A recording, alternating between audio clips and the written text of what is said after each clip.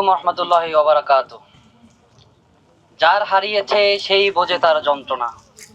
আসলে এখানে আমাদের মা সমতুল্য বা হচ্ছে গিয়া বোনেরা যারাই আছেন, কেউ সন্তান হারিয়েছেন, কেউ স্বামী হারিয়েছেন, কেউ পরিবারের একমাত্র উপার্জন ক্ষমতা করার জন্য যেই লোকটা পরিবারে ছিল, হয়তোবা সে চিরতরে দুনিয়া থেকে বিদায় করে দিয়েছে ওই স্বৈরাচার হাসিনা।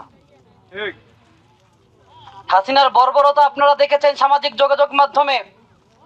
এই পুলিশ লীগ যাত্রাবাড়ি কাজলায় আমার এই এলাকার বন্ধু ছিল তাই সেই সামাজিক যোগাযোগ মাধ্যমে ভিডিওতে দেখেছেন পুলিশ বারবার গুলি করতেছিল আর একটা ছেলে তাকে বাঁচানোর চেষ্টা করতেছিল, কিন্তু পুলিশ সেখানেও তারা রেহাই দেয়নি। এই দীর্ঘ 2 বছর পর আজকে আমরা এই কবরস্থানে দাঁড়িয়ে আমি ওই মায়ের চরণ ধুলিতে হাজার লক্ষ কোটি বার সালাম করতে চাই যেই মা তার সন্তানকে হারিয়েছেন। এই মায়ের অশ্রু আল্লাহর আরশ পর্যন্ত মনে করেন যে পৌঁছায়। আমি শুধুমাত্র ছোট্ট একটু কথাই বলতে চাই যে আমরা যেই সাম্য সামাজিক ন্যায় বিচার প্রতিষ্ঠার বাংলাদেশের জন্য এই এতগুলা মানুষ জীবন দিল, আমাদের যেই স্বপ্ন ছিল, আমাদের যেই আশা ছিল, সেই আশাগুলো যেন বাংলাদেশের বর্তমান সরকার যাতে বাস্তবায়ন করে।